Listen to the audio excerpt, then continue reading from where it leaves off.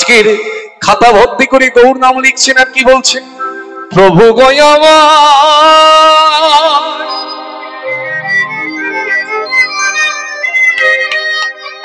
কৃপা করো, দয়া করো একবার, হে প্রভু কৃপা করো একবার, প্রভু গো আমার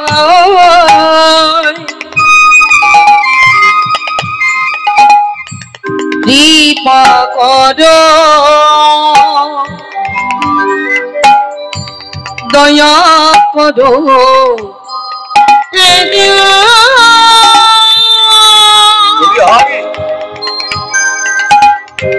কৃপা করো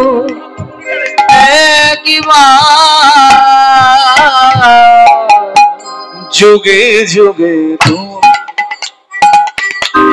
এসেছ ধরাতে উদ্ধারিতে পৃথিবী, তাই তো তোমায় ডাকি প্রভু, দয়া করো এদিনে, তুমি প্রভু না করিলে দয়া, বলো আমি যাব কোথায়,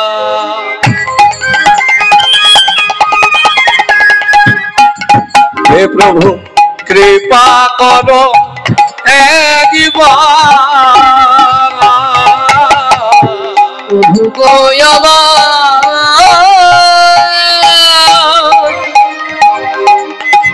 কৃপা করো, দয়া করো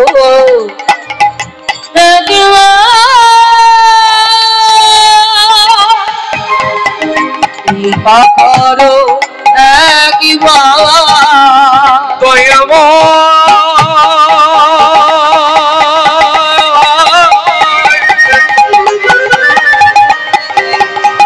কৃপাময় দয়াময়,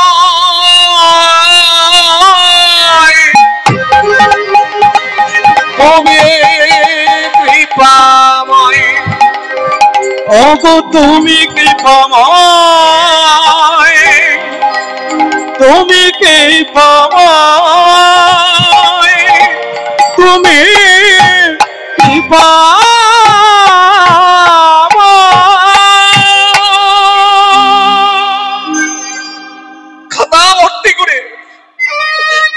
গৌর নাম লিখে বসে আছে। সাধুগুরু বৈষ্ণবের সবাই যায়,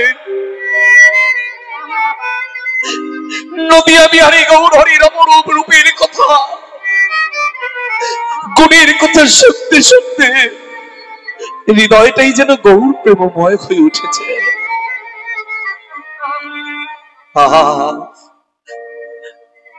হিরণ্যর গোবর্ধন চিন্তা করলেন, যে সন্তান গৌর বলে কাঁদিতে চায়,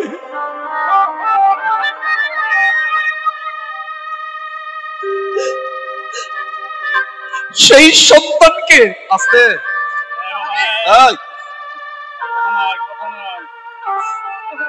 সেই সন্তানকে যদি গৌর প্রেমের অনুরাগে বৃদ্ধি করতে হয়, তাহলে ওকে আগে গুরুচরণে পৌঁছে দিতে হবে।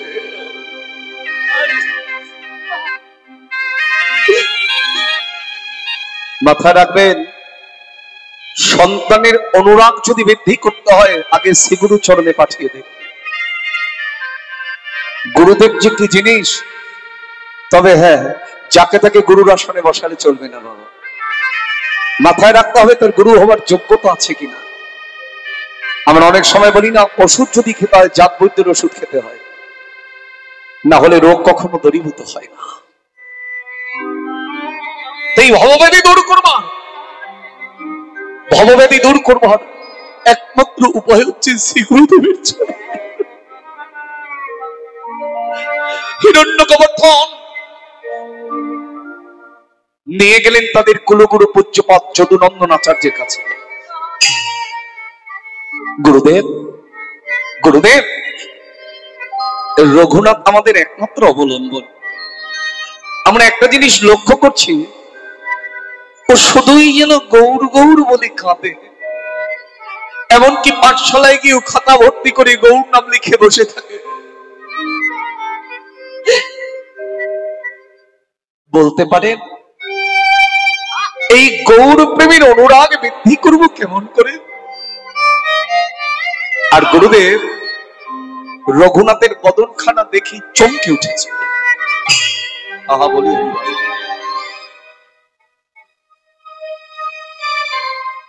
এই তো পেয়েছি পরম রত্ন, তোমাকে দিয়েই যে আমি ভক্তি জগতের অমূল্য সম্পদ প্রচার করব। তোমার প্রেম, তোমার নিষ্ঠা এই জগতে স্বর্ণাক্ষরে লেখা থাকবে। সাদরে রঘুনাথকে কৃষ্ণ মন্ত্রে দীক্ষা দিলেন। শিষ্যের বদন দেখলেই গুরুদেব বুঝতে পারেন কোন শিষ্যের মধ্যে থেকে কি পাওয়া যেতে পারে। মাথায় রাখবেন, যদি কেউ সদ্গুরু হয়, শিষ্যের বদন দেখলেই বুঝতে পারবে কোন শিষ্যের মধ্যে থেকে কি পাওয়া যেতে পারে। গুরুদেব, আপনি কি বলতে পারেন আমি কেমন করে নদিয়া বিহারী গৌর হরির অপর করুণা লাভ করতে পারবো? রঘুনাথ, মাথায় রাখবে, অবতারের সার গোড়া অবতারে আমাদের জন্ম। কেন তার সেই অবতার জানো? কেন তিনি অবতরণ করেছিলেন? কারণ আমাদের মতন অধমকে কৃপা করবে বলে। তাই আমি তোমায় বলে যাই, তুমি নাম যেন ছেড়ো না। তুমি গৌরী নামটি জপ করে যাও, কৃপা হবে তার। তুমি গৌরী নামটি জপ করে যাও, কৃপা হবে তার।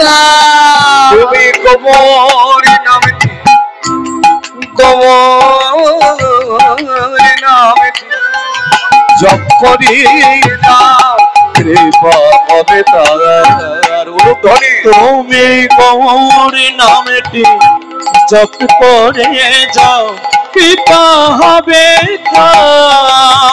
তারে ডাকলে পরে দেয় গো সারা।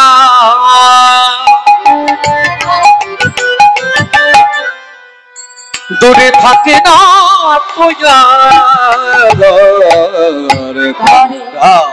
ডাকলে পরে দেবা সারা, দূরে থাকে না কইলা।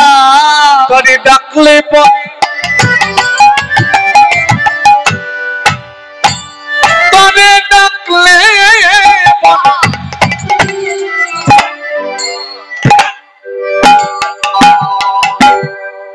ডাকলে পরে,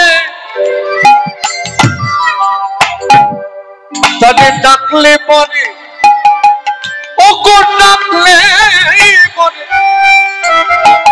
ডাকলে পরে তাই গো সারা। দূরে থাকি না কইয়া, আরে ডাকলে পরে, তারে ডাকলে পরে, তারে ডাকলে পরে দেই গো সারা। দূরে থাকে তাকয়া।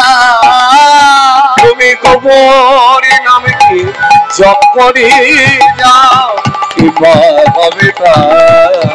তুমি গৌর নামটি, গৌর নামটি জপ করে যাও, কৃপা হবে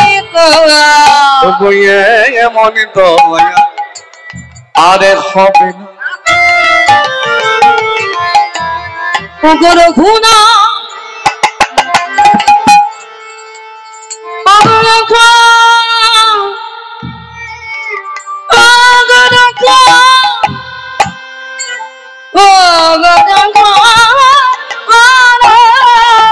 বলি এমন দয়াল আরে শোনে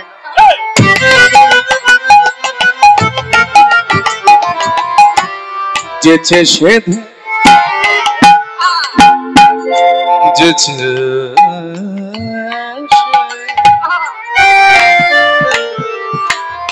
যেছে সে যেছে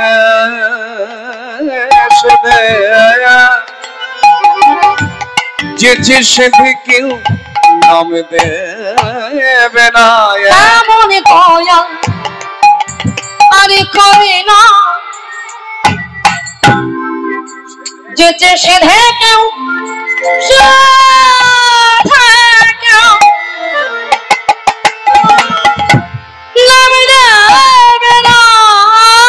ধরলো বলি প্রেম বিলালো বলে প্রেম বিলালো ধরলো বলি ধরলো বলি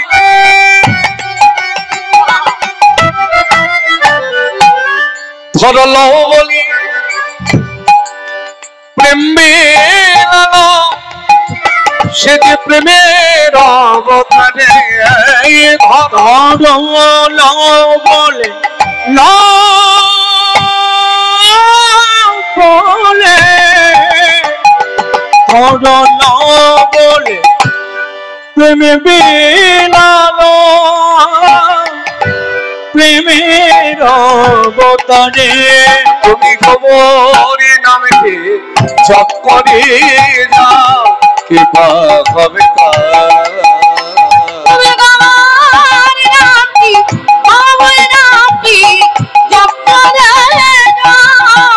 কৃপা কবিতা গৌর নাম গ্রহণ করে পাগল হলো রঘুনাথ। জমিদারি আর বিষয় সম্পত্তিতে তার মন বসে না। এইবার যখন গুরু বীজ রোপণ হলো আর ওই বিষয় সম্পত্তি জমিদারি ভালো লাগছে না, ছুটে চললেন অদূরে সরস্বতী নদীর তীরে। এই জায়গাটা একটু বুঝে নেবেন, আদি সপ্তগ্রামের খুব কাছাকাছি সরস্বতী নদী আছে। আর রঘুনাথ ওই বিষয় সম্পত্তিতে তার মন বসছে না, মনটা ছুটে চলে গেছে গৌর চরণে। এই জমিদারির মধ্যে যদি আমি থাকি, এই বিষয় সম্পত্তির মধ্যে যদি আমার মন চলে যায়, আমি যে সারা জনমের মতো আসল বিষয় থেকে দূরে চলে যাব। তাই আমি আর জমিদারিতে থাকবো না। মনটা চলে গেল সরস্বতী নদীর তীরে, যেখানে কলকল তানে বয়ে যাচ্ছে সরস্বতী নদীর জল। মনটা চলে গেছে বৃন্দাবনে। ভাবুন, যার যেমন ভাব তার ঠিক তেমন লাভ। রয়েছে সরস্বতী নদীর তীরে, কিন্তু মনটা চলে গেছে বৃন্দাবনে। আর বৃন্দাবনে যখন মনটা চলে গেছে, মনে করছেন এই তো শ্রী যমুনা। মনে হয় যেন যমুনায় তরঙ্গ উঠেছে, আর সেই ঢেউয়ের তরঙ্গের দোলে দোলে আমার পরেশ্বর মুরলীধর শ্রীকৃষ্ণ যেন বেণু বাজাচ্ছেন। রঘুনাথ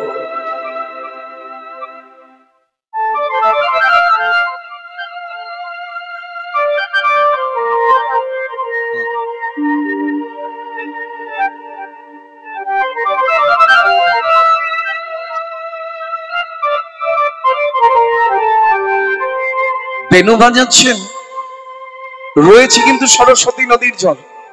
কিন্তু রঘুনাথ মনে মনে চিন্তা করছেন, এটাই বুঝি শ্রী যমুনা।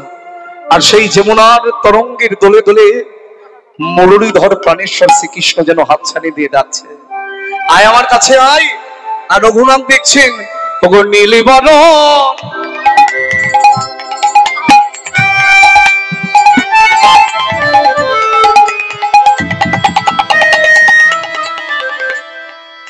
বলবো ভিক্ষার কথা, না বলে কোথায় যাব। একটা জায়গা বার করতে হবে। নীলিবন এক শিশু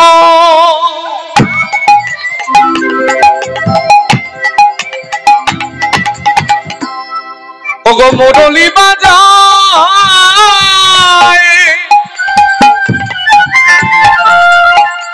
মুরলি বাজায় শিশু ডাকে ইশারা, আমার মুরলি বাজায় শিশু ডাকে ইশারা, আমার মুরলি বাজায় শিশু ডাকে ইশারা, ওগো মুরলি বাজায় শিশু ডাকে ইশারা, বলি আই চলি আই আমার কাছে, বলাই চলে আয় আমার কাছে, ভববন্ধন ছিন্ন করে, বলি আই চলি আই আমার কাছে, অতরে বাবা বন্ধন বন্ধন ছিন্ন করে, বলি আই চলি আই আমার কাছে, অতলে বন্ধ ছিন্ন করে, বিষয় বাসনা ত্যায্য করে, ভববন্ধন ছিন্ন করে, ওই বাসনা ত্যায্য করে, ভববন্ধন ছিন্ন করে, ওই বাসনা ত্যায্য করে, ভববন্ধন ছিন্ন করে, ওই বাসনা ত্যায্য করে, বলি আই চলে আয় আমার কাছে আবার, মুরলি বাজায় শিশু ডাকে ইশারা, মুরলি বাজায় শিশু ডাকে ইশারা। আমি আর থাকবো না। আচ্ছা রঘুনা, সাক্ষাৎ প্রজলিনা দর্শন করবে না তো কে করবে বলুন তো? যিনি বৃন্দাবনী রাধানীর পিয়া সেবার অধিকারিণী রতি মঞ্জুরি রসমঞ্জুরি। মাথায় রাখবেন, মঞ্জুরি ভাবাপন্ন না হলে কৃষ্ণ ভজন হয় না। মঞ্জুরি কাদের বলে? রাধানীর যারা চরণ সেবা করে তাদের বলা হয় সখী, আর সখীদের যারা চরণ সেবা করে তাদের বলা হয় মঞ্জুরি। এইবার রঘুনা ওই দৃশ্যটা দেখে শুধু অনুভব করো, সরস্বতী নদীর জল তাকে মনে করলো যমুনা, আবার সেই যমুনায় আজকে দর্শন করছে আমার অনাদির আদি গোবিন্দের বদন, তাকে যেন ইশারা করে ডাকছে, রঘুনাথ আমার কাছে আয়। ও হে মুরলীধর প্রাণেশ্বর শ্রীকৃষ্ণ, তুমি আছো বটে, কিন্তু আমার প্রাণেশ্বরী রাই কোথায়? ওগো রাধে, তুমি যখন তোমার কথা ভাই স্মরণ করালে,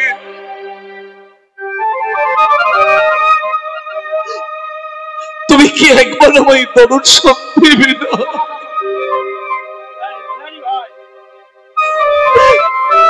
বলুন না, তুমি কি একবার আমায় দর্শন দিবে না?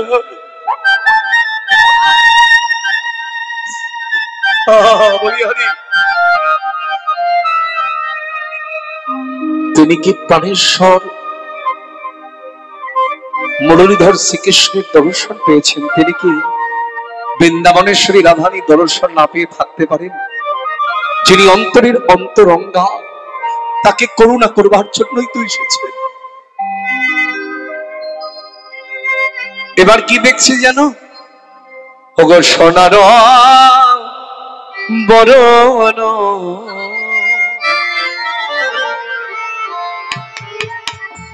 পুরুষরতন হরি বলে নেচে যা, নেচে যা। ওগো সোনার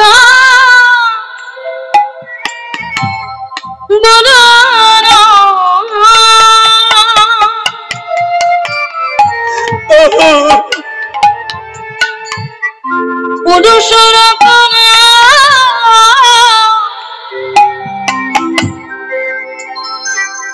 করে বলেন যে যা সোনার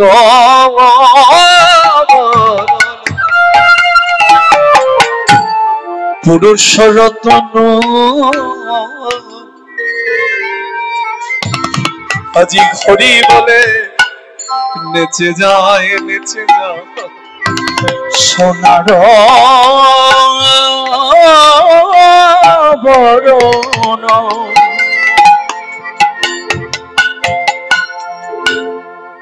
পুরুষ রতন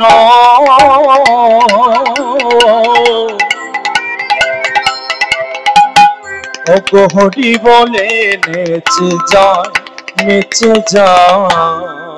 তোরে বাহিরে নয় সোনার মরণ ওখানে বাহিরে রায় সোনার বদন তোরে বাহিরে নয়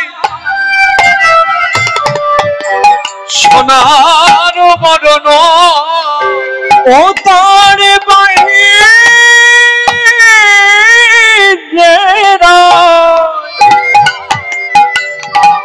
ওগো সোনার বরণ ভিতরে শ্যাম